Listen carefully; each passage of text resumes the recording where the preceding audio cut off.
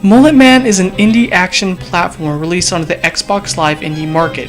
Is this mullet for you, or should you shave it off?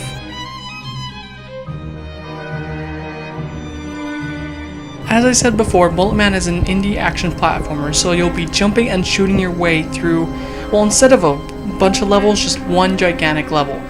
Imagine it as a mixture between Mega Man and Sly Cooper. The reason I say that is a lot of the animations you see are borrowed from Mega Man, but I'll get into that later.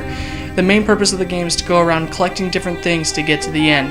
The overall game may take you about 30 minutes to complete.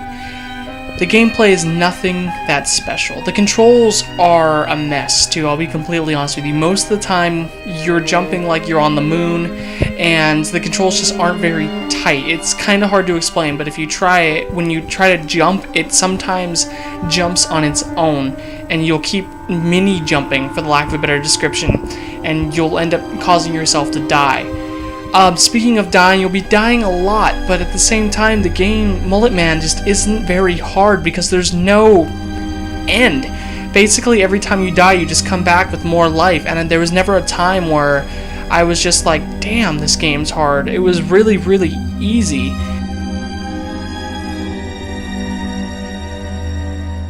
Mulletman is okay to look at, but it's nothing special. It takes one of those older style of looks, kind of 8-bit, but at the same time it's more modernized. And there is zero music throughout the game.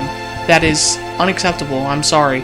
If this game had some awesome music, it honestly may have made up for some of the graphic shortcomings. They're not bad looking, they're just completely meh. And as I said earlier, the animations are kind of not very good sometimes. You can't really tell what your character is doing, and they're completely borrowed from Mega Man. I mean, just look at the way he jumps. It's exactly Mega Man, and the way he runs. Now, that may not be a bad thing, as they say, copying is the most sincerest form of flattery, but it's just, overall, it's meh.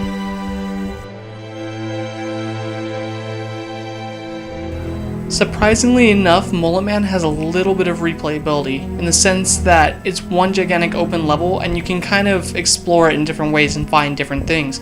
I beat the game twice and I didn't find every single little thing in the game, to be completely honest. And if you want to go through, I'm sure it might take you more than once or twice, but my original first playthrough took me about half an hour to beat, but I couldn't see you getting more than maybe 2 hours of gameplay from this.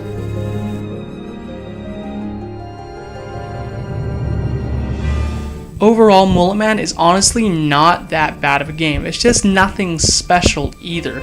With everything I've said before in regards to the gameplay and the presentation and everything like that, I'm giving this game a 5 out of 10. It is average.